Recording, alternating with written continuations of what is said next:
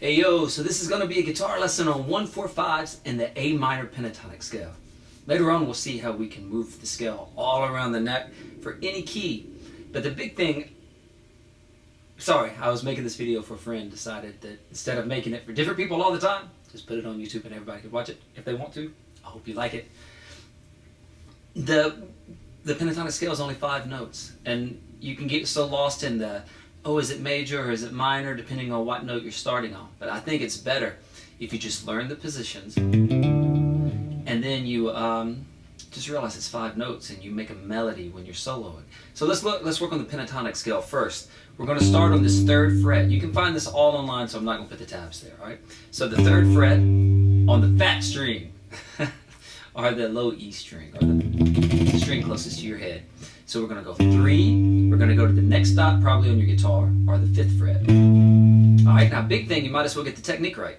Don't lift your index finger up when you go to the next note. Let's go down with our pick, and then let's go up with our pick. Then let's go down to the A string, or the very next string, and let's do the same thing, 3-5 again.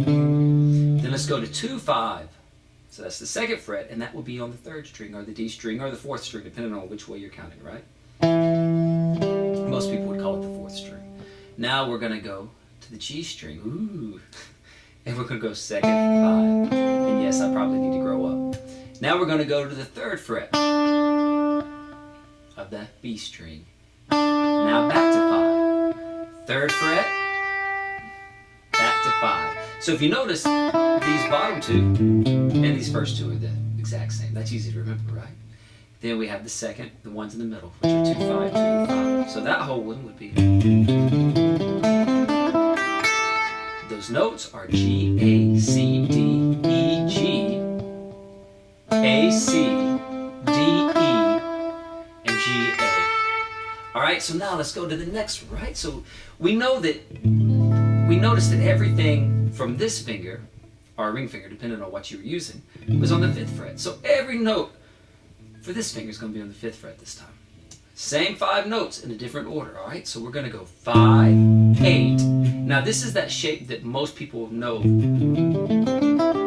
that basic pentatonic shape, right? Or blue, whatever they call it, blues shape or whatever.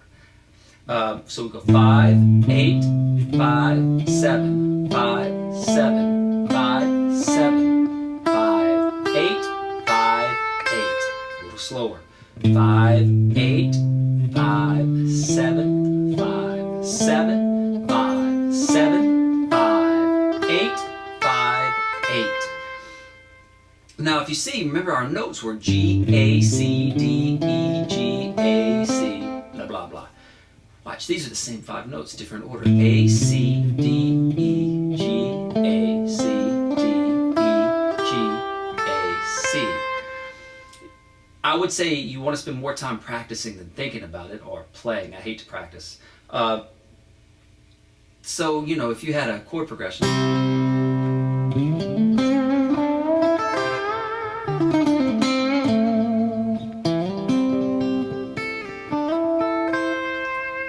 don't know how pretty that is, but I enjoyed it, and I wasn't thinking about which one of these shapes I'm using. I just went back and forth with them because I've memorized them, and I know the notes are safe. The weird thing about the pentatonic, the only thing we did is we took out the 4th note of the scale, and we took out the 7th note. And the reason is that F can sometimes clash, and so can that B, although they're really pretty sometimes when they do. Alright, so let's go to the next one, right? So we had 5, 8, 5, 7, 5, 7, 5, 7, 5, 8, 5, 8. Now we're going to go to 8 because that's where this finger ended. Alright, now remember, we're keeping this index finger down when we go to the next finger. It's just, might as well get everything at one time. Less practice, more playing. Alright, so we're going to go 8, 10, so that is C and D. We're going to go 7, 10, so that'll be E and G. We're going to go 7, 10, A and C.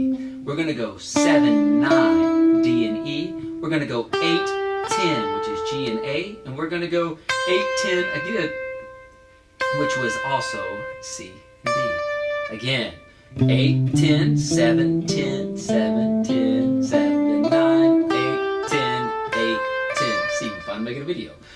All right, so now you hear this shape all the time, you know that.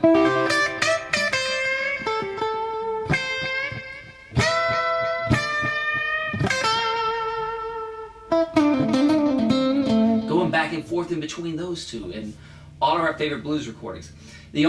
Or rock or anything. The only thing that can happen is when you learn all this, it might take some of the magic out of some of the things you listen to. And that can be hard. You're like, I thought they were just hearing it, and they probably were, but at some point, at least these shapes, they learned them. You know, even all that Eddie Van Halen stuff. He moves it somewhere else, but that's the shape that he's using is that pentatonic most of the time, and then up another whole step. Anyway, that's my opinion. It might be wrong. So now we're going to go to 10. And the notes, we're going to start on D this time. And we're going to go D, E, G, A, C, D, E, G, A, C, D, E. Those numbers are 10, 12, 10, 12, 10, 12. Hey, those first three are all the same. 9, 12, 10, 13, 10, 12. That's a really cool one too because you can get those easy. Because it's all the same, right?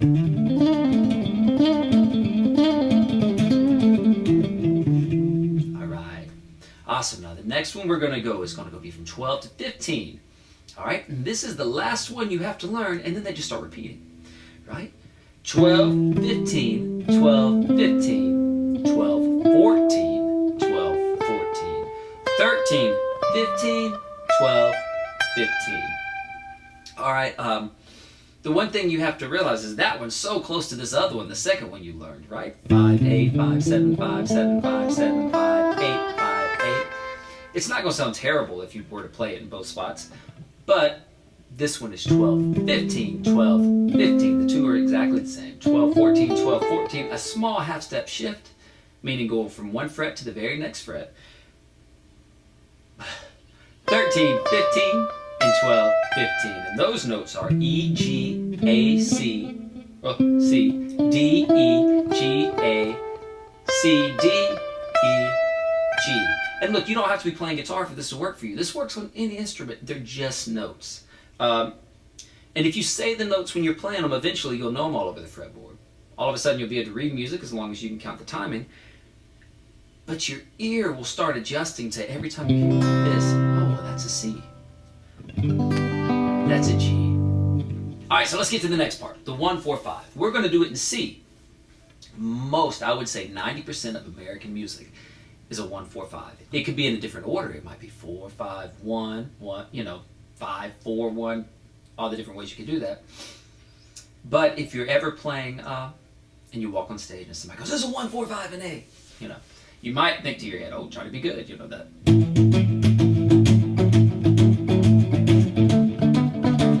Anyway, so let's just go over what this is, right? Now, if you're playing bar chords along these top strings, the progression gets really easy because it's going to be the same no matter where we move it. Alright, so we're going to start with A, so that's 5th fret. Doing this little bar chord, right? We're not going to add anything to it, we're just going to play the chords first. We're having A. I'm only strumming the top 2 strings. I'm not making it major or minor, I'm not making it dominant, I'm not doing any of those things, just the top 2 strings. Almost like a bass player. Now I'm going to go to D, so all I'm going to do is move these fingers down the string, and that will be the 4. If we count on our fingers, which I suggest we always do, A, B, C, D, right? So now we go to the D. Just move everything down a string. We're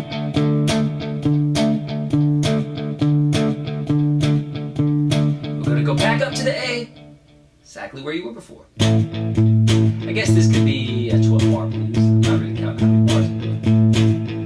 Now we got to go to the E, because the E, if it was A, B, C, D, we need the 5. E's the 5. So let's go back to that D, and E would be the next one in the alphabet, right? So let's slide up a whole step. So we're going to go from 5, and we're going to go all the way up to 7. Now let's just go back to 4. Why not? Because it sounds like stuff I've heard. Let's go back to the 1. So when I said the 4, we went back to the D. Let's go back to the 1, which was the A, because that's the first chord we played. That's what we're calling it, the 1. And it's the root of the scale.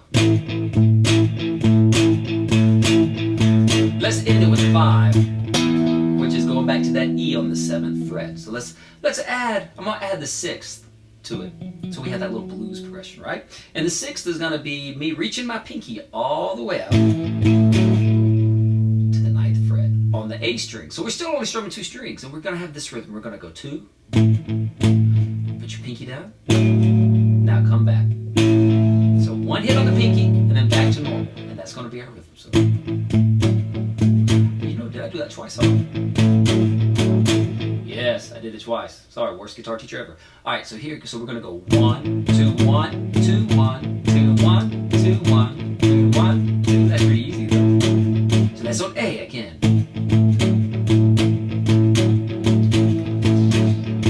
Gonna go to the 4, which is the D. Just move everything down the string and do the exact same thing. Everything down the string. So now your pinky's on that 3rd string. That's it. Back up to the A. So much fun. Now we're going to go to the 7th fret, which is on the... Remember, we had D on the 5th fret. Ooh, I can't count. Now we got 7 on the E is on the 7th fret. Move it back down a whole step, so back to the D on the 5th fret. Let's go to the A. First one you did. Let's go back to that E. All right. Now look, if someone told you, which we're not going to really go over this today, but or whenever I do it, I don't even know what I'm going to put this up. What if we were in G? Oh, it's a 1, 4, 5 in G. Do it on your fingers. Look. G, that's the 1. A, B, C, woo, that's the 4. And D's the 5, right? So we got G, 3rd fret, top string, fat boy string, or whatever people want to call it. Same thing, just throwing that pinky out there because it's fun now, and I don't want to do this again. So, let's go to the 4. So all you gotta do to go to that C is move these 2 fingers down the string. It's the exact same, just in a different spot. Huh? Let's go back to the 1. Just go up a string each. It's the fastest way to learn to be able to play with other people that I know. Now we're gonna go to that 5. So we're gonna go all the way up to the 5th fret. And if you notice, it's the exact same progression, just we started at a lower spot on the guitar as before. So now we're on the 5th fret. Now we go back to the C. Go back to the G. Then back to the 5. And it will be like that. If we went to do it to D, we'd be on 10. 10. 10. Change the progression a little bit. Start on 10 for the back to the 1, 5, 4, 1. You can do that all day. It never gets boring, right? Now let's look at how to use. If we had this progression, that 1, 4, 5, we're staying in C, so all these chords would be minor. I'm going to play a backing track and just kind of show you how we can use each position over it. I did not make the backing track. A matter of fact, let's see if I can figure out where I got the backing track from. Let's see. Because I don't want to take credit for something that is not mine.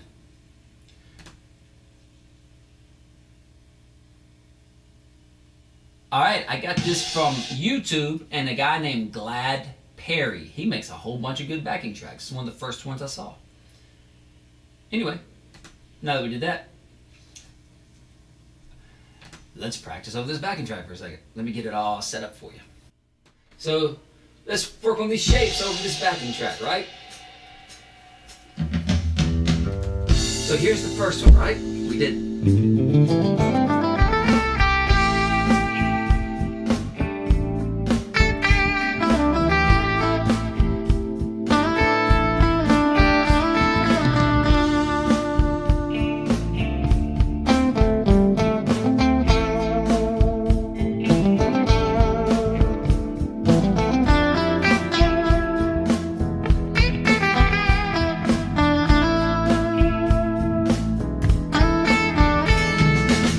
Second one.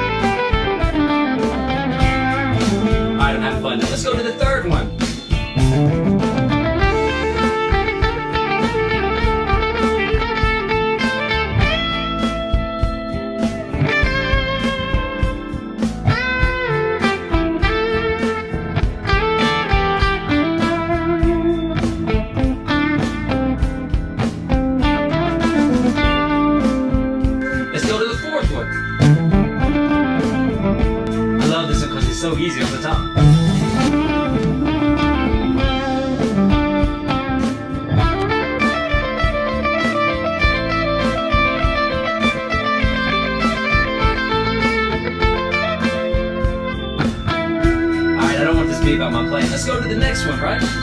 Last one, right?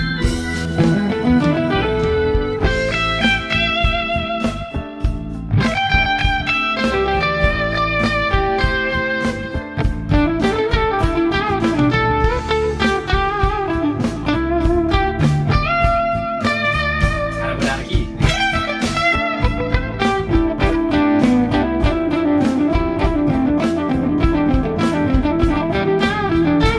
It's good practice for me too, and I need to stick it in these.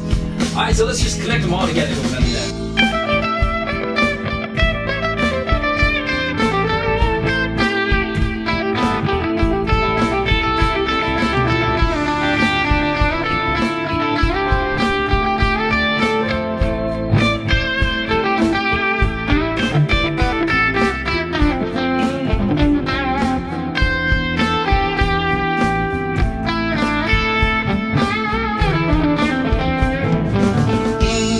So there you go. So that's connecting all of them. I missed a whole bunch of notes or something like that. I was improvising the whole time, which you can do too, and it's so much fun. So have fun. Yay!